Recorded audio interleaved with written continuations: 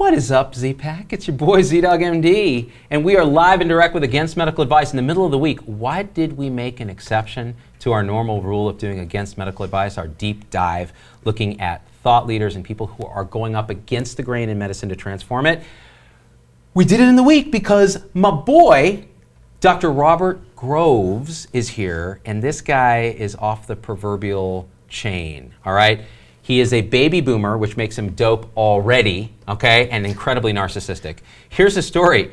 Pulmonary critical care doctor, was in private practice in Colorado for a long time, then moved to Arizona where he brought to Banner Health a series of technologies as well as tremendous leadership across the sort of spectrum of care for many years, and now has recently transitioned to a brave new 3.0 world as the Executive Vice President and Chief Medical Officer for the new joint Banner-Aetna thing, which we're going to talk about. And you heard the word Aetna, and I know y'all Z-Pack are like, oh, just wait. Oh, just wait. It gets real. Dr. Robert Groves. Thank you. I appreciate it. It was a great introduction. You know, no formal training. Well, and I have to tell you, I'm so excited to be here. I am so excited to be here. But the docs back home, they're really excited. The younger docs, they know who you are. What? They know what this is about, and they're excited. They want selfies. They want all this stuff. Robert, they will get none of those things. Do you know why? Because they don't deserve it. They don't deserve it because they didn't come to Vegas on their own volition to come to talk to us. And the reason, and I know why you're doing this, because you and I have met before. Yep. When I was doing a talk in Phoenix and you were doing a talk. And we were both speaking for Aetna. And yes, we were. I learned at that point that, wow, a large insurance company is actually doing tremendously innovative 3.0 things. Yeah, yeah. And you were a part of it. And you went and spoke and before I did, and I watched you, and I was like this, oh my God, I have such a man crush right now. Oh my God. Because everything Robert said was spot on to how we're thinking and talking about growing from Health 1.0, which you were raised in, through 2.0, which is our mechanized hellscape, to 3.0, which is this repersonalized, outcomes-driven, less is more, connected, compassionate, collaborative care. And when I saw you speak, I was like, holy crap. And then you saw me speak and you didn't hate it either. I loved what you had to say, and when you talked about turntable health, it was like, that's exactly what should be happening. That's the way we ought to be delivering care. So yeah, we got a bromance going on. Z-Pack, listen to me carefully. This is what happens when doctors have a bromance. You're like, oh my gosh, his talk was so dope, Tom. You can't even believe it. Like, it was dope. And then we started exchanging ideas afterwards, and I realized, wow, like you are years ahead of any experience I've had in healthcare systems transformation. I wanted to learn from you, and the more I talked to you, I realized not only are you this tremendous human being, you're a tremendous storyteller, so you motivate and you lead through telling stories, which to me is how humans learn. It's how we grow. We're story-based. And so I fell in love with it, and I wanted to bring you on the show so you could share what you shared with me, some of it, but I want to learn more from you and have the Z-Pack be a part of it. Are you in? I am totally in. That's awesome. Anything's on the table. I'll put it that way. Tell me about your childhood, Robert, because I'm telling you, like, you and I share this common thread, which is the parents, the dad who is the doctor. Yep, Your absolutely. dad was in Georgia. Yeah, I grew up in southwest Georgia, Albany, Georgia, and my dad was a primary care doc.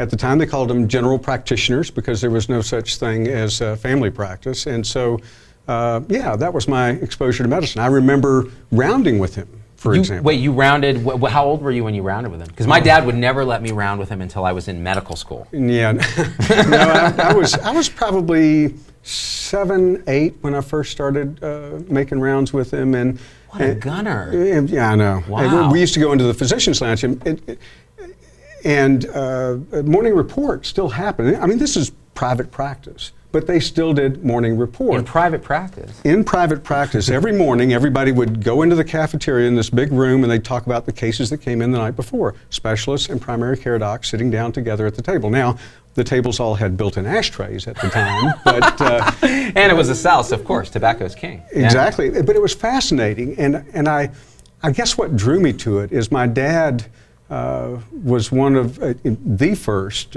doc in Albany, Georgia, that had a mixed waiting room. This is a while back. You mean an integrated, racially integrated room? Exactly. Wow. So that there was no, there wasn't a black side and a white side, or a black restroom and a white restroom. He pulled it all together, and so he declared himself in a way in that community for who he was. It was a great lesson for us as kids.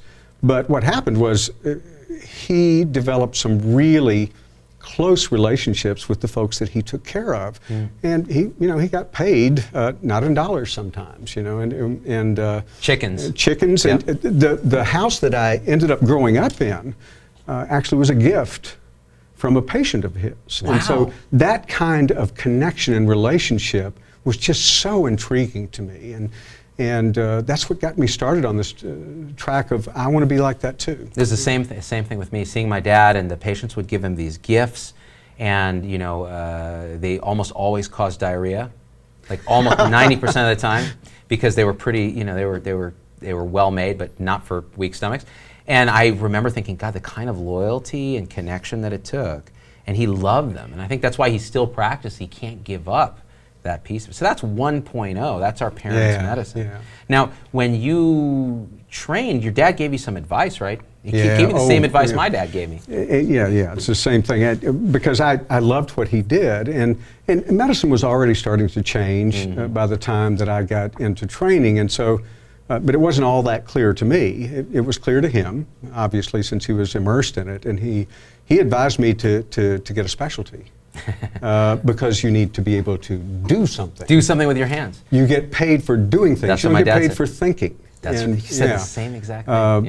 And that's how I wound up actually going into pulmonary medicine. So I figured, all else fails, I've got the bronchoscope. And right. And so from the start, there was this shift in my thinking from, hey, wait a minute, I thought it was about this connection and this relationship, and all of a sudden you start to get drawn in to the context of the business of medicine. Well, when do you think you first realized that the business of medicine and the reality of medicine was discordant with what you were sort of assuming it would be based on your dad's practice? Yeah, I think I could sublimate that through most of my training. Because we're underpaid, overworked, which feels perfect. I mean, this is sacrifice. This is what I thought it would be. Altruism, like. Yeah, and so that was it was easy to not think about it then. But when I got into practice, I remember, and I loved my patients. I spent too much time with them. My notes were too long. All of that stuff. And by this time, I'd also done critical care, and so I got exposed to the emotional rawness and the intimacy of death and dying, and how to be there for patients and their families when this really tough stuff was going on. But on the other side, I found myself having conversations about, if we own the pulmonary function test equipment, we can bill, 2 charges instead of 1, and it's so incongruous. It was so difficult to make those 2 things line up. But that's, it's very seductive, and slowly we get drawn into it, and we tend to end up practicing like and doing things like those that are around us, particularly when we're young and impressionable. Always the case. The context that we're around influences our practice so much. That's why I always say, if you don't have good mentors, if you're not around people that you think have a lot of integrity, just watch, because your unconscious elephant's going to start getting conditioned in a way that you're just going to instinctively do these things. That's absolutely right. And you can be so far down that road before you shake your head and wake up and say, hey, what just happened? It can be years. Yeah. And for me, I remember I fell deep into the billing, the 99239, discharge level 3, 35 minutes, and then the end of life stuff. So here you are, you're incentivized to do things to people, not for people, in a fee-for-service, volume-based thing. So the Medicare patient that's there, it's much more lucrative to keep them in the ICU than to have the tough, painful, difficult conversation about when are we torturing this person? Yeah. What were their wishes? What are your wishes at age 25 if something happens? Those kind of things. So how did you handle end of life as a pulmonary critical care? I saw so many ICU attendings who got it wrong, and then I saw a few that were role models to me that got it right. Yeah. It's a delicate balance because, and I'll say it this way, families don't want to feel like I made the decision to take Dad off of life support. And so what I try to do is create the context for that conversation about, I start out with, has Mom or Dad or your brother ever talked about, what their wishes were for the end of life, or what kind of person were they, and establish and kind of get that established first, and can learn a lot by just asking those sorts of questions about what kind of person was this. And then I think you take the conversation to, what do you think if they were able to somehow just look down on us right now? What do you think they would be thinking about this situation? And I try to paint for them a picture that has a reasonable amount of uncertainty, because there's always uncertainty. There's always uncertainty about what could happen. Could a miracle happen? Yes, but if it does, they probably don't, God, or doesn't need me, whoever that is, or whatever you believe, wouldn't need me for a miracle. And so, putting it in that context so that they're once removed from it. And I even sometimes, depending on what it feels like in the conversation, explicitly say, I'm not asking you to decide. I'm asking you, what do you think they would have wanted if they were in your shoes right now? And that changes the whole conversation. You've absolved them in some way from the direct responsibility for the decision. Yeah, that's what scares people. Right, it really is. They don't want to be the one to make. And there's all the inter-family dynamics, right? So, yes. Aunt Maud is 3 states away. She has guilt because she hasn't been the one taking care of Dad, but daughter there has been taking care of Dad. She really wants him to be comfortable, knows him, doesn't want this, but is worried, and this person is part of the decision tree. And as you know, it's usually the family that is most distant and feels most guilty about being distant that is pushes back, always. And we did a whole song on that and got a lot of stories. Ain't the way to die. And we had a lot of stories about how, yes, that's exactly how it plays out. So you were in the midst of that in a career in private practice for some time. And then on the technology side. So what were you doing on the tech side? Yeah, that was interesting. I've always been fascinated by the intersection between healthcare and technology, and medicine and technology. And in fact, I quit medicine for a while. About 8 years into it, just quit completely and did a startup company. Wow. A voice-to-data technology company. And the idea was this, this whole chart thing is bothering me, and we're going to have to go to an electronic version at some point. So what I wanted to do was use voice recognition. I wanted to wear like a countryman, right? Right. While I'm examining the patient, while I'm talking, we're a countryman, and I've got voice recognition that's pulling that out, and then I've got natural language processing that I lay over top of that, and automatically then populate a database. And I tried to simplify it enough. We were working with a Belgian company, tried to simplify it enough so that the natural language processing would work. So it was, you dictate into a like template, early whether it's dragons a soap or right. I mean, the fact is the technology wasn't there yet, so it didn't work. But I envisioned someday having to do this, and I wasn't really that thrilled about it. So, that was my first foray into technology and healthcare. Learned a lot of valuable lessons there. But then, when I went back into practice, I actually went to work for the guy that I'd sold my practice to. After that didn't work out. Wait, let me ask a question. Because I dabbled in leaving medicine. Right after residency, I spent a year working for 2 startups in a similar phenomenon. But for me, I acutely felt the lack of connection and purpose. And something happened where then when the job came up to be a hospitalist at Stanford, I took it eagerly and fell in love. I realized what I was missing, which is this, and the team dynamic and all those things. So what drew you back? Was it just I need a job, or was it something different? Yeah, I think that there's nothing that, and what's the old song? Don't it always seem to go? You don't know what you got till it's gone. And being a physician was so much a part of my identity, and it was that connection. That's the piece that I really missed. And I realized that I could go out and raise money, and then I could do all of these things that were different, and I could make money doing that. But I missed that piece of it, that piece of connection, and that piece of having like real meaning and purpose to my life. And I'm not suggesting that that's the only way to do that. Right. It just, for me, was so foundational that I went back to it. And again, working for the guy I'd sold the practice to. And interestingly enough, at that point, I said, look, I don't want anything to do with administration. Right. I don't want an administrator talking to me. I don't want to hear from an insurance company. I want to show up. I want to do my job. I want to take care of my patients. And I want to go home. Yeah. And that's it. Yeah. And I did that for a few years. And then I was asked to come evaluate something called EICU. Oh, like a tele-ICU type of thing. Tele-ICU. And actually it was my partner who I'd sold the practice to that I was working for now. He said, hey, Robert, I know you like this tech stuff. Do you want to go evaluate this in Chicago? Banner, who existed by then.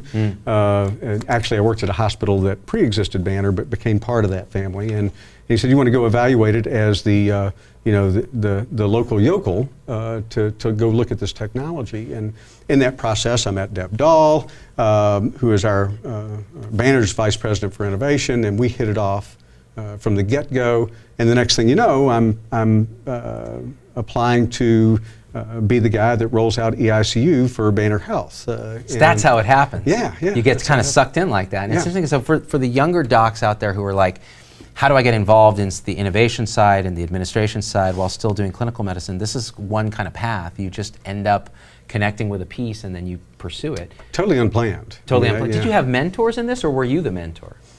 For EICU? Yeah, just for this whole process. God, yes. I mean, for the process, I would call it stumbling around and falling into things with great fortune. I know actually. that feeling.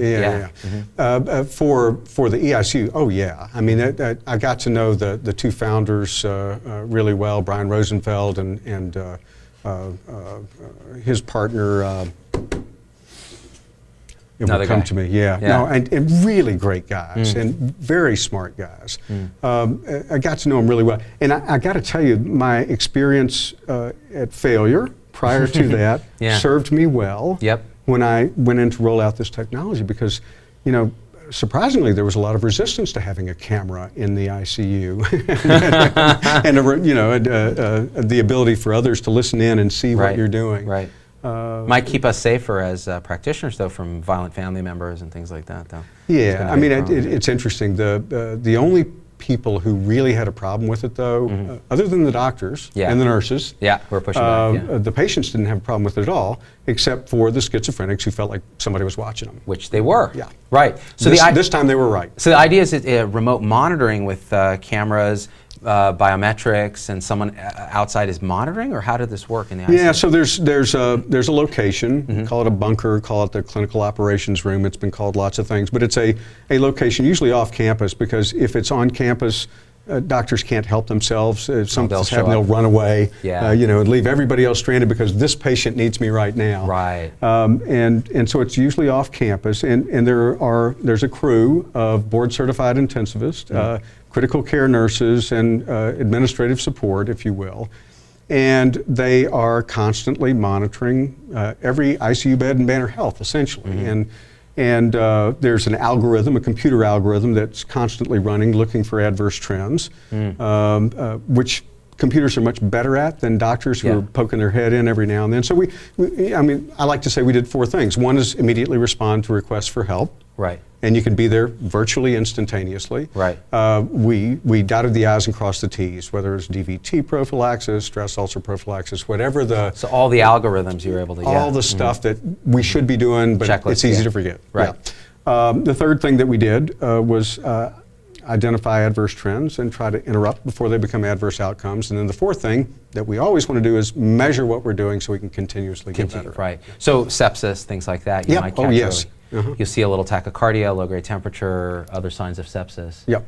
Got it. Well, that's interesting. So, and as a pulmonary critical care doctor, that was obviously clearly a fit, so it wasn't a big stretch for you. But when did things start to become a stretch when you started shifting into more administrative leadership roles, or was this more of a natural fit? So at Banner, say, if you have a chief medical officer role as a part of Banner, or ultimately what you're doing now, which is a true, serious, when we're going to talk about that, because this is where we're getting into real health systems transformation that could ripple out in a really meaningful way.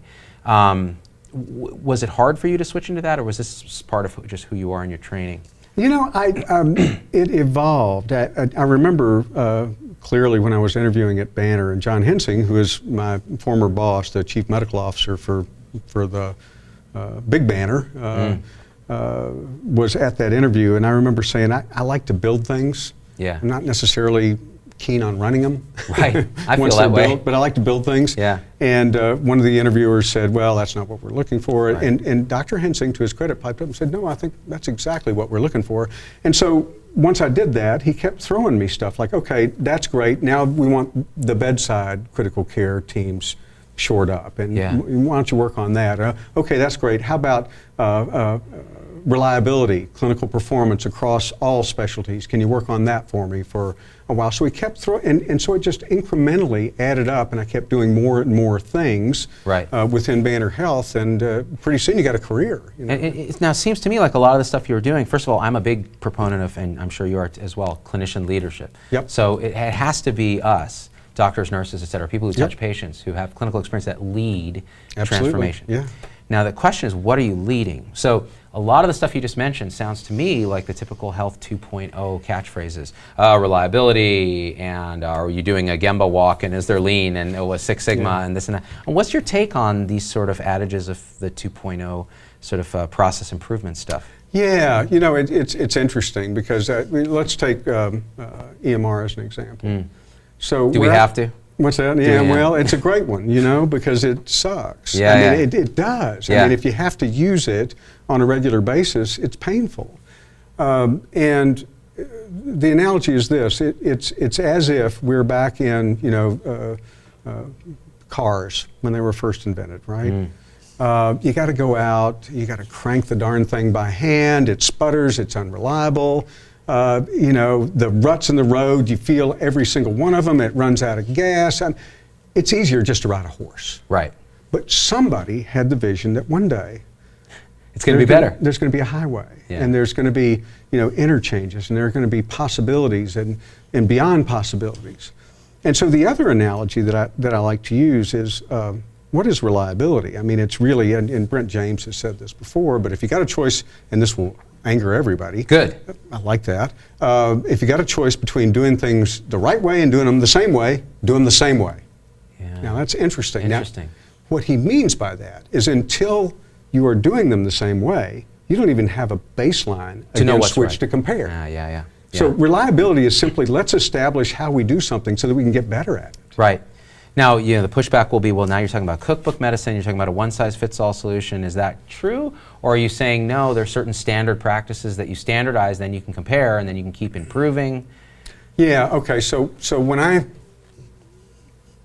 present that, what I say is this. There are certain things that we all agree should happen.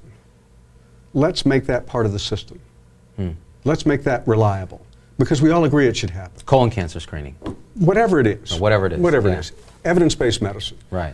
Let's make sure that the system takes care of that stuff. I'm actually elevating professionalism because what I need you for, dear doctor, is to be looking at patterns and creating relationships with the patient and influencing their behavior and their decisions.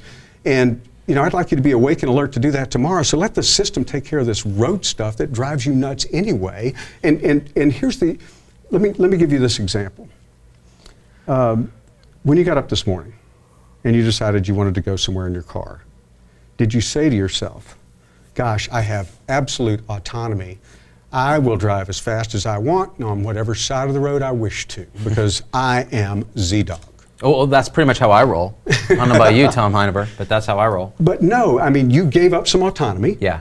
So that all of us can get someplace safely, and quickly. efficiently, and quickly, and reliably. That's all we're talking about. I don't want to usurp independent judgment. What I want to do is make the stuff that we all agree should happen, happen. Now, that changes the role of the physician because now we're asking them a lot to check the box. Remember. Right. Now we're saying, hey, you need to identify those situations where doing this would be the wrong thing to do. Right. Because if you don't, it's going to happen automatically. Right. So you're saying, okay, standardize everything you can standardize, automate what can be automated, but rely on physicians and clinicians and nurses and people with clinical judgment to say, no, but our role is to make sure those things happen, but to also recognize when they shouldn't happen. Bingo. So that patient where you really shouldn't be doing that PSA or you shouldn't be doing something because you're going to cause harm in that specific patient because you have the time, the space, Bingo. and the You got it. incentive to actually know that unique patient. Now here's the thing, so a lot of people will push back, Robert, and they'll say, but okay, in a big Banner Health where I get tons of messages every day. A lot of them, if I go and talk about Banner Health, people will say, I work at Banner, they're terrible. The nurse staffing ratios are horrible. It's a big, massive enterprise, and they treat everybody like a number. And then some people will say, it's great, they support us, they give us teamwork. How do you deal, again, as a leader? I know you, Robert, you're trying to do the right thing to make everything better, and you have the experience of 1.0 under your belt. You're not an MBA who's saying, I went to Harvard and I learned these different processes and we're going to apply them here. Yeah. And it's going to be just like, Office Space or whatever, and we're going to get the Bobs to consult and we're going to lean it down. That's not you. But how do you sort of reconcile all these disparate entities trying to push different ways? Because I'll tell you, my tribe, if I read comments right now, I bet you there'd be people who'd be like, screw this, they're throwing out angry faces, although usually that's our vegan trolls. We have a series of vegan trolls and anti-vaxxers who just like to hit the hands. How do you deal with that? Yeah, and it's a challenge. I mean, it really is. I mean, and to be perfectly transparent about this, I don't know everything. I don't know all the answers. But when I have these conversations with the people that I am engaged with and the people that I connect with, we can come to an understanding. I mean, and we do get to the point where they go, okay, I kind of get that. Let's try that for a while and let's see. And sometimes I push too far. And sometimes they're not willing to go far enough. But through that dialogue, and it all boils down to the same thing. We were joking earlier about maybe having some Tina Turner, what's love got to do with it?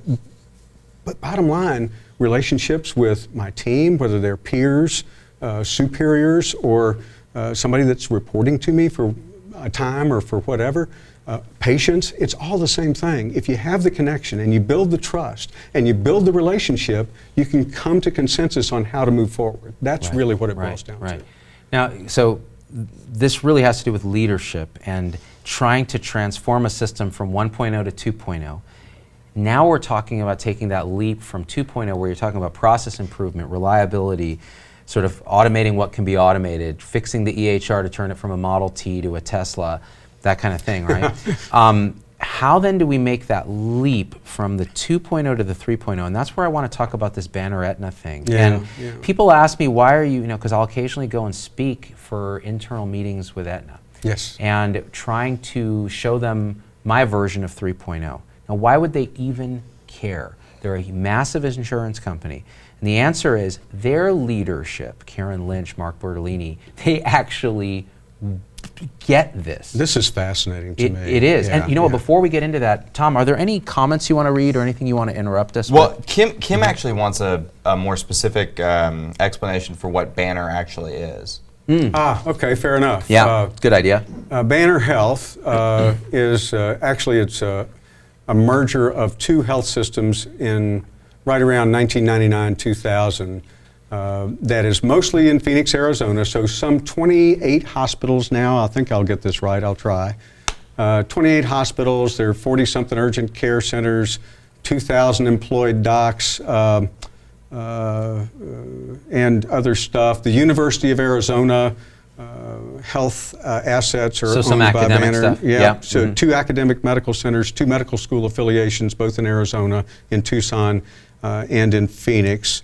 About a $7 billion enterprise now. Wow. That's Banner Health. Now, Banner Health Network, which I was working with, was the, we'll use some more 2.0 jargon, the value-based arm of that system. So it not only included all of that, but another 6,000 independent practitioners, which in Arizona, onesies and twosies are a big part of that. So these are just autonomous physicians. These are autonomous physicians that we're trying to say, hey, can we all work together to drive some better outcomes? Number one, and certainly we're trying to bend the cost curve because there's so much waste in medicine. Right. And also try and improve the way that we take care of people. I mean, healthcare is broken. It's expensive, it's unreliable, the service is poor, we hurt people. All the time. Yeah. It's broken. Yeah. And it's our responsibility as clinicians to fix it. And so that's what drives me. That's what I'm trying to do. No matter what it is, that's where I'm trying to get. And this is where, so the coming together of a big network like this, the Banner Network, I imagine part of it is to be able to negotiate with insurance companies, part of it is to have leverage, part of it is to have economies of scale, part of it is to share IT infrastructure and best practices and those kind of things. Yeah, yeah. But now, and you know, this is happening around the country, this consolidation. Yep. The question is, how can this be a good thing? So if we're now going to launch, if we're going to talk about this thing with Aetna, which to me, when I saw this, at first I was like, oh dear God, no, the Borg are taking over the Borg, like what's going to happen? Yeah. And then I learned more about it, and I met the people leading it, and I talked to the doctors there, and I talked to you, and I learned more. Teach us about this thing. Let me just say a little bit about where that came from. What caught my attention was I heard Bertolini talking.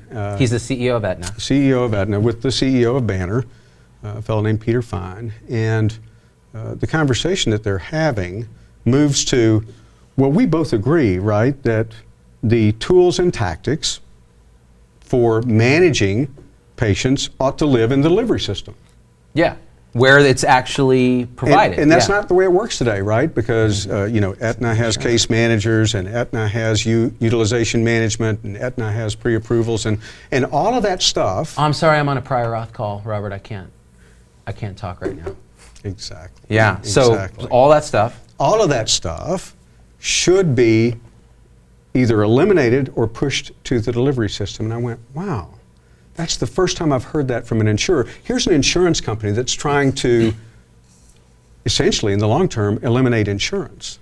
I mean, that's really, when you listen to Bertolini in detail, that's what he's talking about. He's saying, we got it backwards, we got it upside down. We should be, instead, getting information on, you know, what's the gap and what's the problem that we need to solve here. A lot of it is social, but what is the problem that we need to solve? Then we can go back and talk about how we finance that, instead of saying, we got this one size fits all, here are your benefits, and go for it.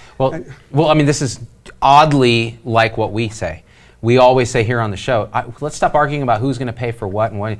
We should be fixing the delivery of this in a way that makes it efficient, collaborative, outcomes-based, unique and personalized for the patient, but also with an eye to populations, which means exactly what you said. Push this crap that's currently insurance companies telling doctors how to practice, which is how we see it, and put it back with us. Give it to the doctors. Right. And how do you think this Banner-Aetna sort of joint venture might do that? Well, for example, Aetna is delegating a lot of pharmacy functions. That's unheard of. No insurance company does that. They're delegating prior authorization. That's going to be so Banner's a delivery system function. Correct. Wow. Insurance companies just don't do that. So they're isn't that the fox guarding the hen house? If the doctors are the ones spending the money, doing the tests, ordering the stuff, ordering the meds, if they're the ones also doing the utilization. Now remember, though, that this is this is not fee for service. Oh, that this experiment is taking place in. This is the secret sauce. Yeah, this is how do we bend the cost curve, and you know, here's you know, we decide what the metrics are, but if you meet this is a different model. It's not just piecework anymore. This is about value-based care. Is it pure capitation? No, but it's approaching that. So just so you guys understand, Z-Pack, like what Robert is saying is, and we've talked about this on the show, in a fee-for-service world where we build an insurance company for every widget that we do, we're going to do a lot of widgets. It's just the nature of the context that we work in. We will think it's okay to cath someone with gastroesophageal reflux disease, and it will feel right to our elephant because our livelihood depends on it. And we talked about this with Robert Pearl and others on the show. Now the question that can happen is you have an insurance company and a bunch of doctors and nurses and clinicians.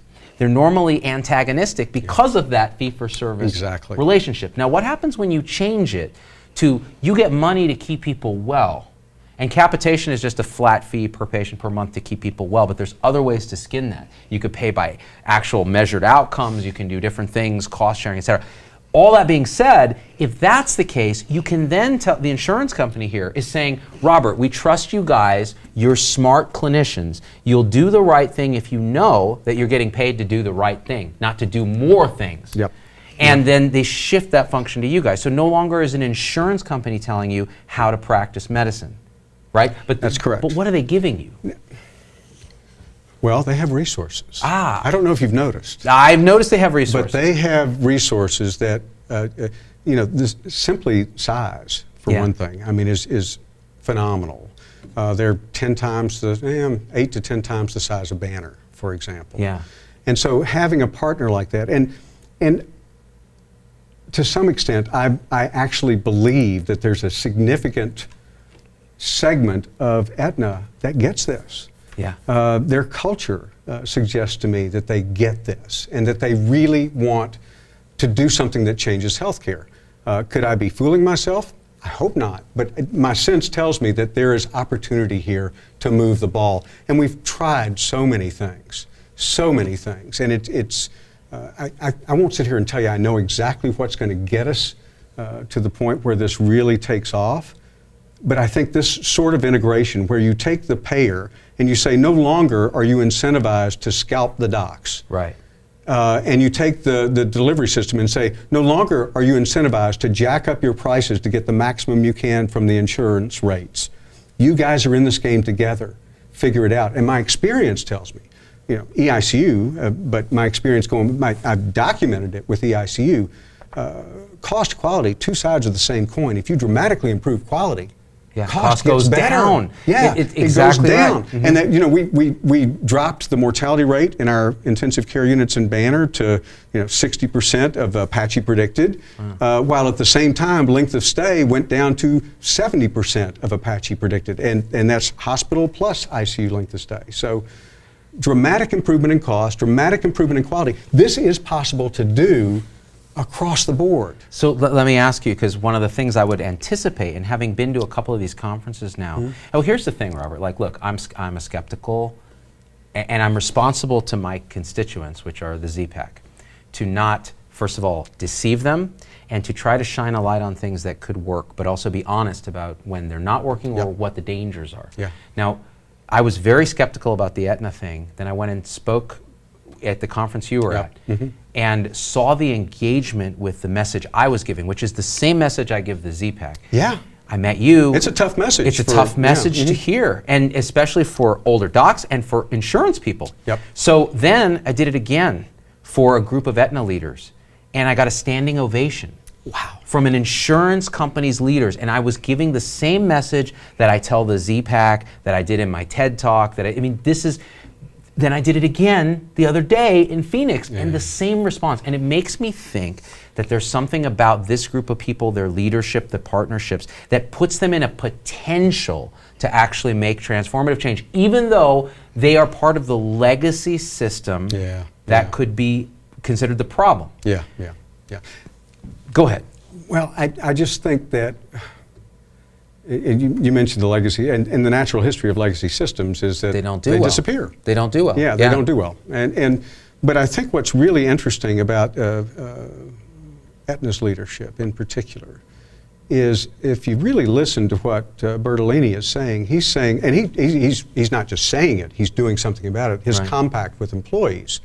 I mean, Aetna basically unilaterally, didn't have to do it, but unilaterally said, you know what, we've got folks that we employ that are suffering, that can't afford their lives. And so he unilaterally said, okay, the minimum we'll pay anybody now is $16 an hour. And that impacted thousands of Aetna employees that he didn't have to. And then he said, oh, and by the way, if you're under 300% of the poverty level, you have zero health care expenses anymore with Aetna. Oh, with their employees, and he's turning it upside down. They pay you to sleep. I like that. Yeah, I mean, they pay their employees to sleep, which is really cool. And what does that mean? Well, it means that once a year, you can take a little device home, and if you get exactly or more 7.5 hours of sleep for 20 days straight, they give you money. Isn't that crazy?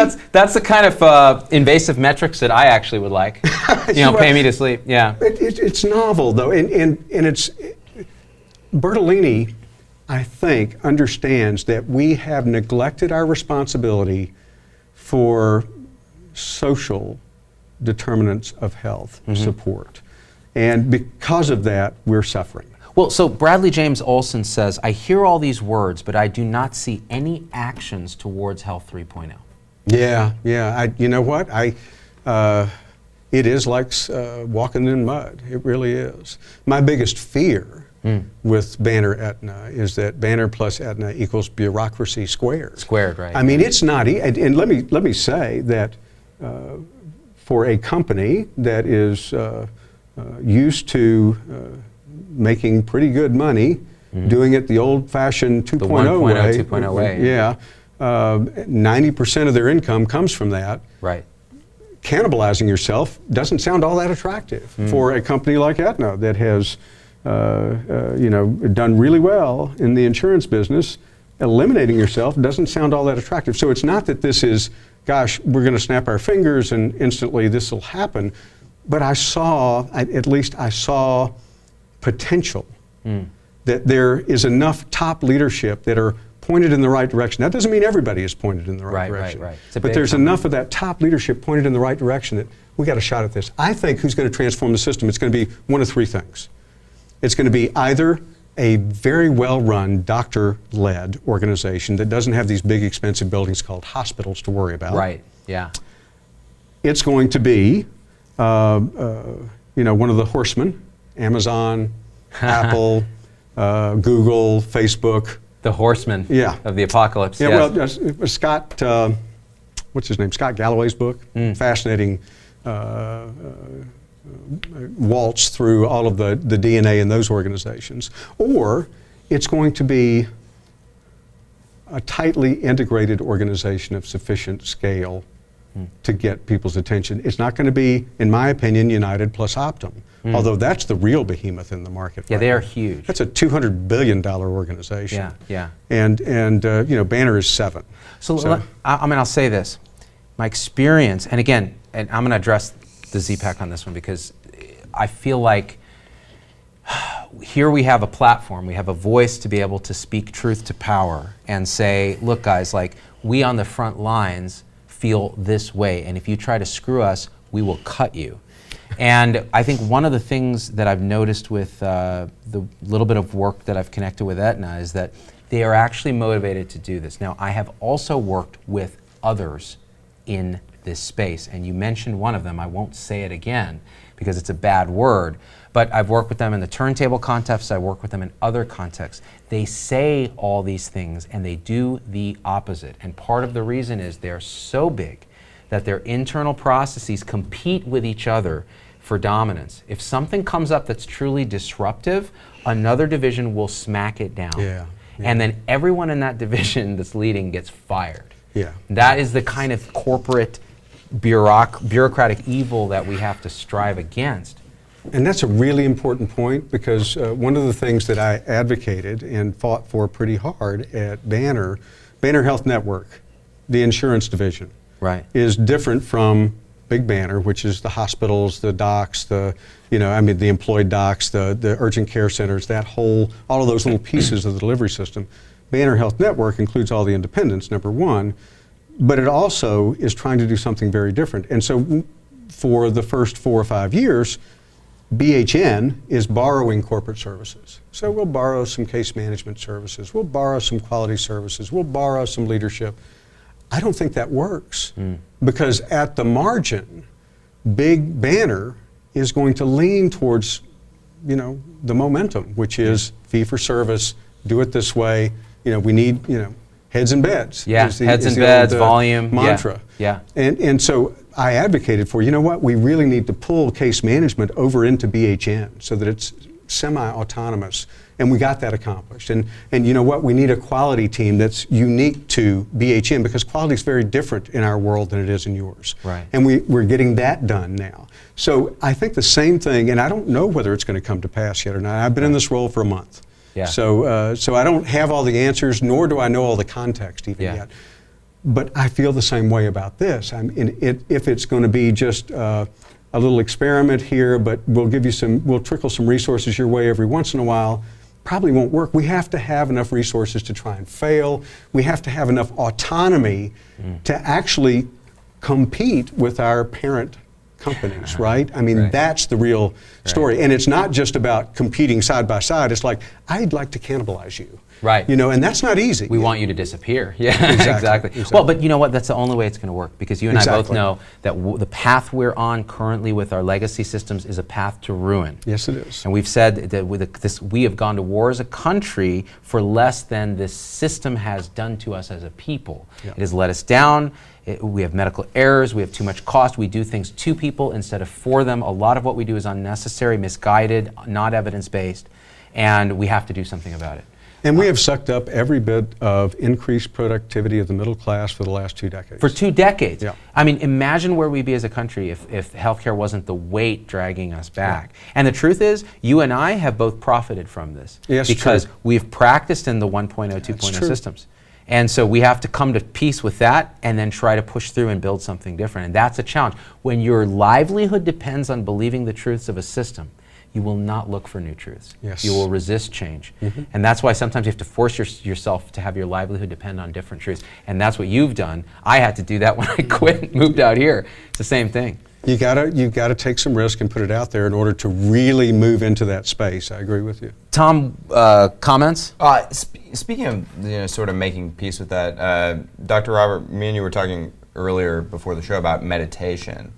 How has that sort of helped you on this whole journey? Because you're a frequent meditator too. Does it help you as well? It helps me a lot, but Robert, when I talked to Robert about it the other time we were at a meeting, my jaw dropped with Robert's actual meditative experience, which is extensive, and I wanted to learn from him. And I want to do it now because we haven't had a chance to really talk about it.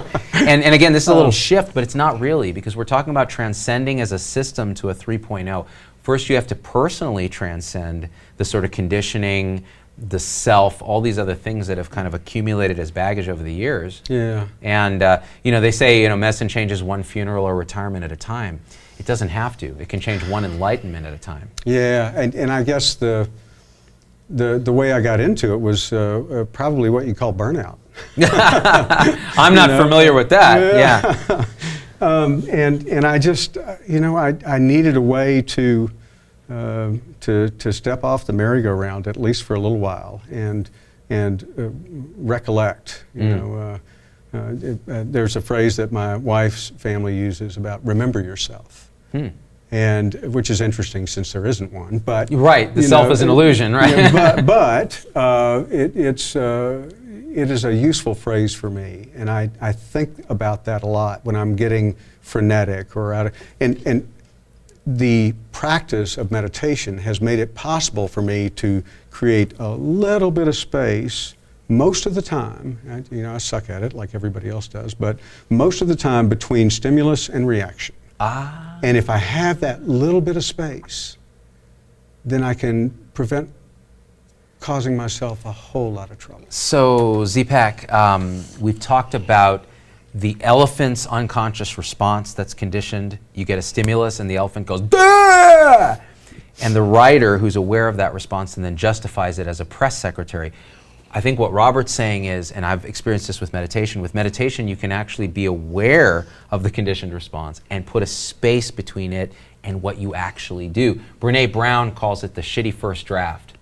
Like the first time you write an email about something, it's really bad. It's perfect. Yep. And then you go look back at it the next day and you change it, and it's that second draft that's insightful, that's more thoughtful, and that actually gets outcomes. Yeah. And the problem is, more often than not, as monkey mind, we just hit send on our first draft. Yeah. And so meditation is a space. It is. And the practice part of it, I just.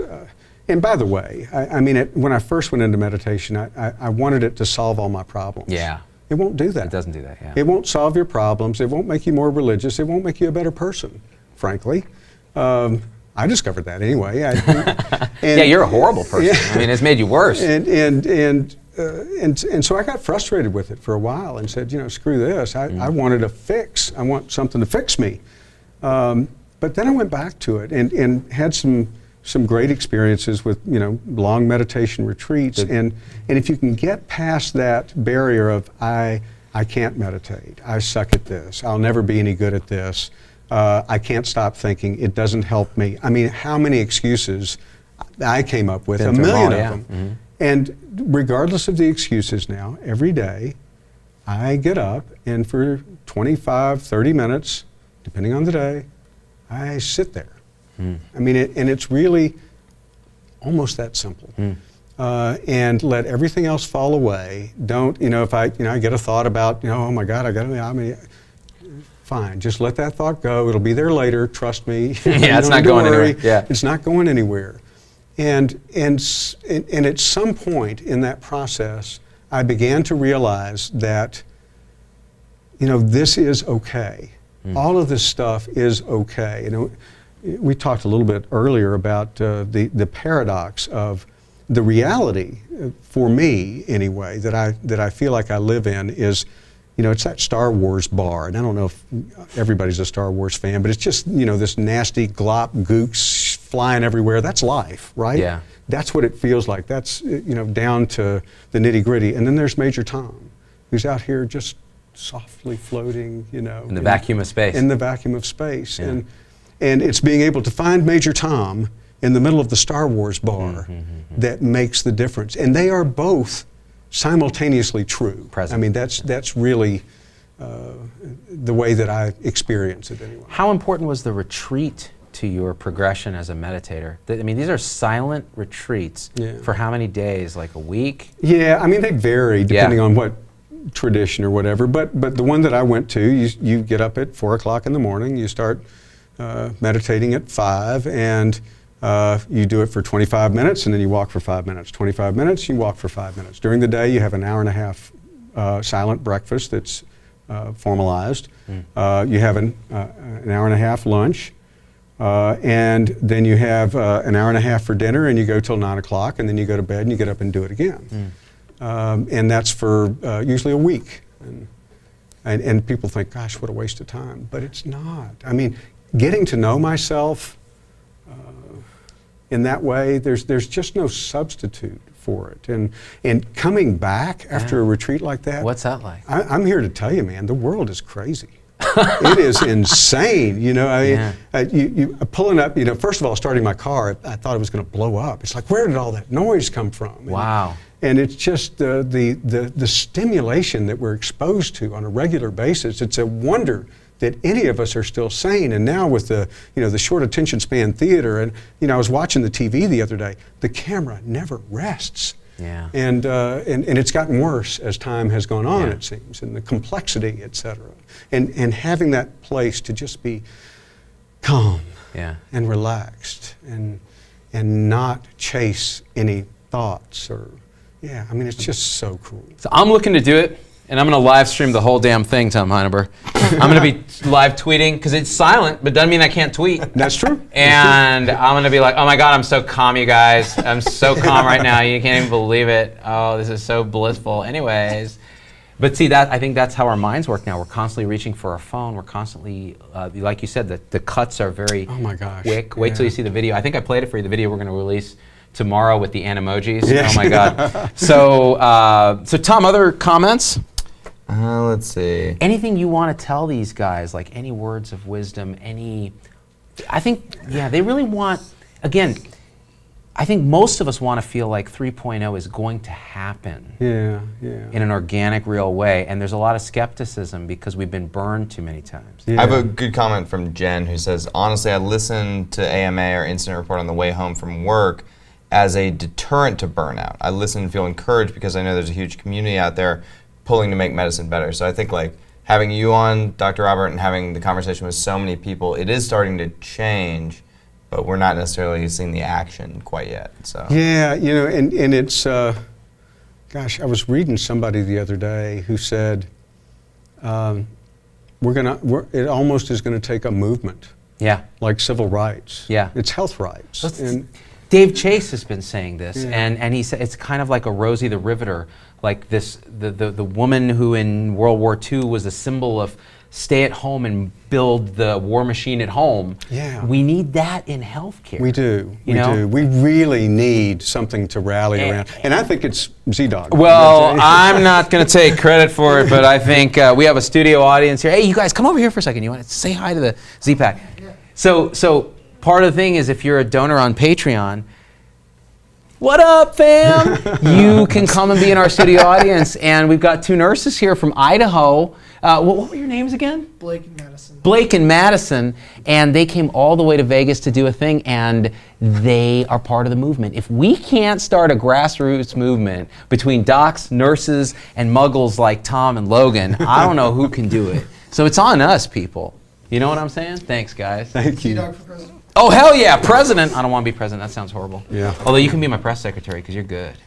Real good. I was going to say, so a couple things I wanted to answer here. Lisa Yoakum says, I tried meditation and I fell asleep. Sue Lewis also says, I fall asleep when I meditate too.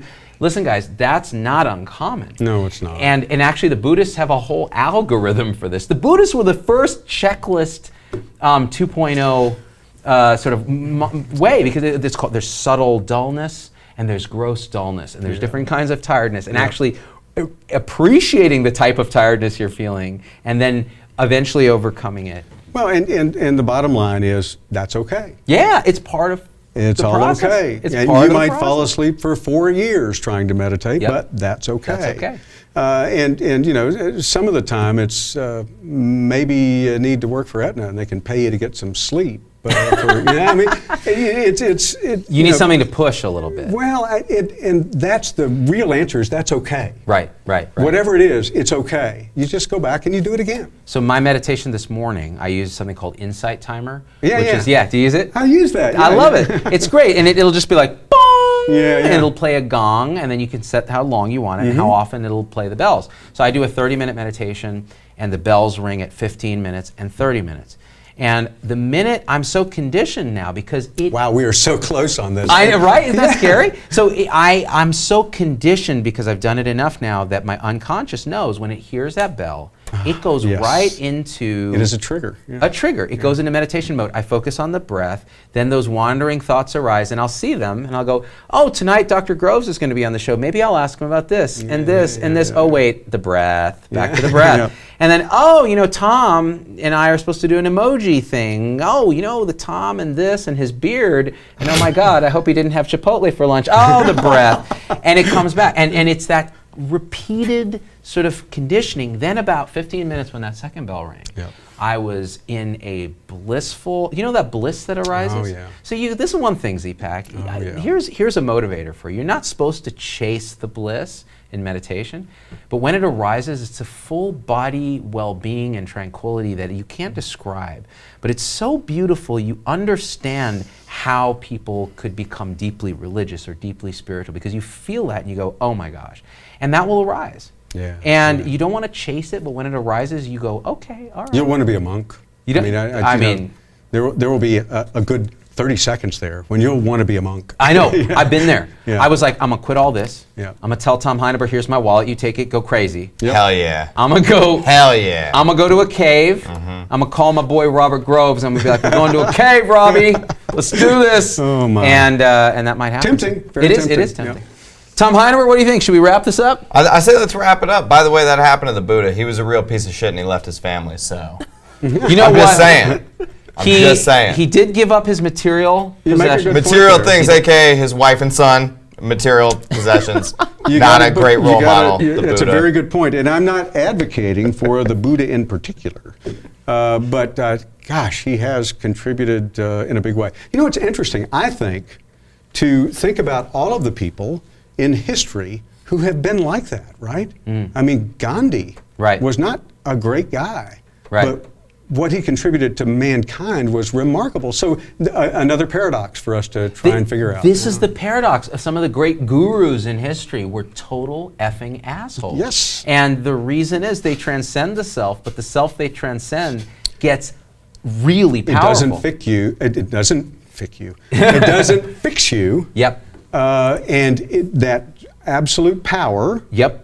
Because Crux. you're able, it gives you a power. The other thing, the term for that is spiritual bypass. So it's actually a term in the literature. So people who become spiritually enlightened but are still dicks, and actually their dickishness becomes more powerful because they have this attitude that, well, no, I've actually understand. Look how great I am. Yeah, look how great I am. So that's the danger. If you don't work on yourself, psychotherapy, therapy, work, actually trying to make yourself a better person, then the spiritual stuff doesn't matter. Yep. In fact, it makes it worse. I'm with you. Well, on that note, I think we've gone 3 to 4% of the way towards building 3.0 here with this discussion. You know what? I am so excited to be here. Thank you so much for having me on, and I look forward to working with you. I just think it's a fabulous thing that you're doing, and I want to be a part of it. It's an honor to be in your presence. I consider yourself a mentor to me, and I'm going to try to learn as much as I can, as quickly as I can, and then destroy you with the knowledge.